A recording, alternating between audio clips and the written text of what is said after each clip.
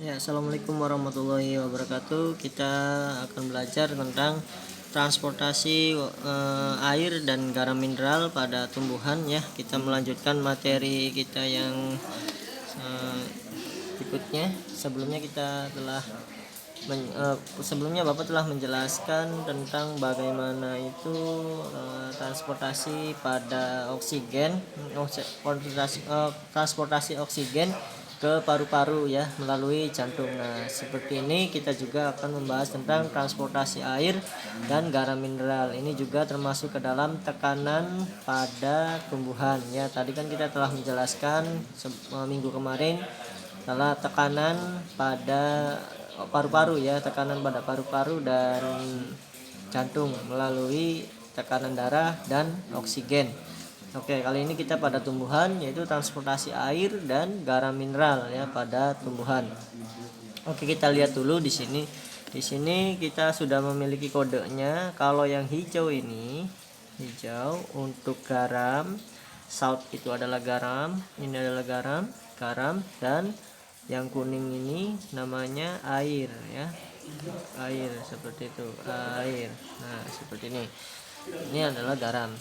Oke, kita mulai saja, simak videonya. Ini adalah air dan garam. Yang hijau garam. Nah, ini garam yang hijau.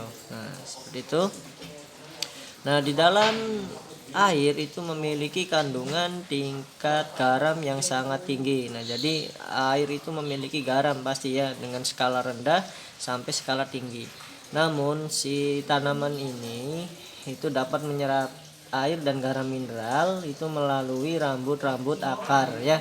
Di sini terdapat yang namanya xilem ya, nanti Bapak jelaskan. Nah, ini namanya sel yang ada di dalam rambut akar, namanya sel SNAP. Nah, atau sel SAP. Sel SAP ini itu berkonsentrasi sangat tinggi sekali untuk menyerap si garam tadi. Nah, seperti itu. Sel SAP atau sel yang memerlukan tekanan tinggi ini terdapat di sini ya, ini namanya sel SAP. Nah, nanti kita lihat sini namanya sel SAP. Nah, seperti itu, dan ini namanya nih, perhatikan ini namanya sel epidermis ya. Epidermis. Nah, ini di dalam akar, ini rambut akar ya. Ini adalah rambut akar. Coba kita lihat nanti. Ini adalah rambut akar. Nah, sel SAP ini memiliki tingkat konsentrasi yang lebih tinggi. Nah, ketika air dan garam mineral masuk, perhatikan. Nah, ketika ini air dan garam mineral masuk melalui epidermis akar, itu disebut tekanan osmosis ya. Apa itu osmosis? Tekanan yang konsentrasinya itu lebih tinggi daripada konsentrasi di luar. Jadi konsentrasi yang ada di dalam ini itu lebih tinggi daripada konsentrasi air dan garam. Jadi konsentrasi sel SAP dengan air dan garam itu lebih tinggi konsentrasinya, atau kepadatannya atau kekentalannya itu lebih besar di sel SAP, sehingga air dan garam mineral itu masuk. Nah, itu yang disebut dengan osmosis ya. Ulangi lagi, osmosis adalah tekanan di mana konsentrasi di dalam dan konsentrasi di dalam itu lebih tinggi daripada konsentrasi di luar. Nah, di luar sel, ini sel ya, sel.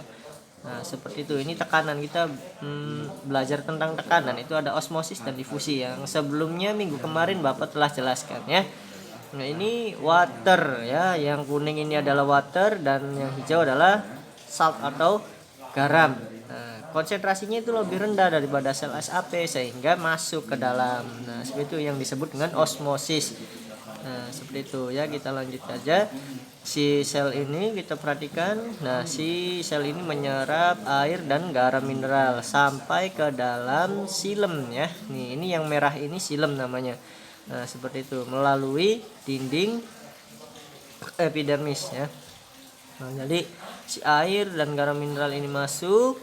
Nah, pergerakan antara air dan garam mineral ini terus melalui batang. Nah, batang kan kita kemarin sudah dijelaskan bahwa batang berfungsi untuk transportasi. Nah, jadi garam dan air mineral itu masuk melalui batang, masuk lagi. Nah, ini namanya epidermis yang telah Bapak jelaskan tadi. Ini konsep cortical cell atau SAP cell. Nah, ini namanya endodermis ya. Endodermis itu bagian dalam. Kita ulangi di sini. Nah, ini namanya silem. Nah, jadi fungsi tanaman itu transport air dan garam mineral itu ada dua ya, melalui silem di akar dan nanti phloem di garam di daun ya, di daun. Nah, seperti itu. Nih, pertama akar tadi ada yang namanya epidermal ya atau epidermis bagian luar, kemudian bagian tengah ada cortical cell atau sel SAP. Nah, dan yang paling dalam atau hijau ini sebelumnya silem itu namanya endodermis, lapisan dalam, jadi yang melindungi silem tadi. Silem berfungsi untuk mengangkut air dan garam mineral di dalam tanah. Nah, maka berfungsinya itu seperti itu ya, menggunakan akar. Nah, kita lanjutkan. Si air dan garam mineral ini langsung ditransfer melalui batang. Kita lihat yang warna biru ini. Nih, yang warna biru ini.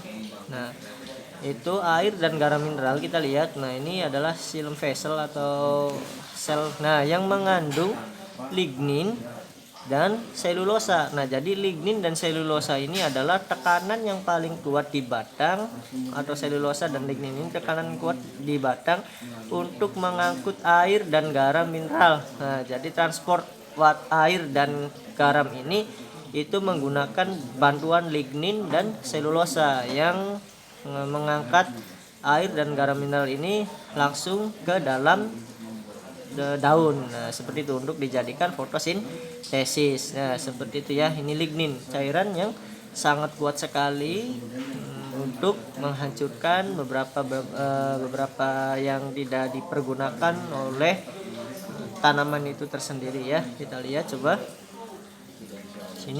Di sini air dan garam mineral itu tertarik ke atas ya. Ini adalah water layer atau air layernya ya, atau air lapisan airnya tadi. Nah, jadi prosesnya seperti ini. Dari batang tadi air itu diserap ke atas dan secara bergantian. Jadi air dari bawah mendorong air ke atas, air terus seperti itu ya. Nih, contohnya seperti ini. Ini terdapat guncangan. Nah, jadi itu dorong airnya naik ke atas. Nah, jadi secara bergantian dari bawah ke atas. Nah, dari bawah ke atas terus seperti itu.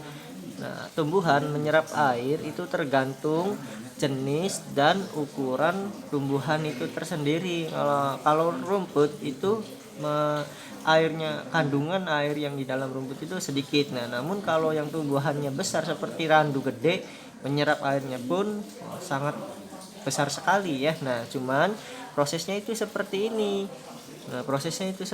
Dari bawah air mendorong ke atas. Nah, mendorong ke atas dan secara bergantian seperti itu ya. Mendorong ke atas, dari bawah ke atas lagi, terus sampai daun dan diproses untuk fotosintesis. Fotosintesis terjadi pada siang hari. Nah, seperti itu. Nah, seperti ini ya. Jadi akar itu berfungsi untuk transport air dan garam mineral ya, dan berfungsi sebagai sistem osmosis. Nah, seperti itu. Terima kasih banyak. Jangan lupa catat yang pentingnya saja, jangan terlalu banyak. Bapak tidak suka kalau kamu nyatat semua, tapi yang pentingnya saja yang menjadi garis besar bahwa si transport elektron itu bisa dilakukan oleh tanaman. Salah satunya adalah mengangkut air dan garam mineral melalui sistem osmosis ya. Osmosis itu tekanannya itu lebih tinggi, tekanan di dalam daripada tekanan dari luar tadi ya, menggunakan sel SAP. Kalau sel SAP itu berfungsi untuk menyerap air dan garam mineral ke silam. Oke, terima kasih banyak. Assalamualaikum warahmatullahi wabarakatuh.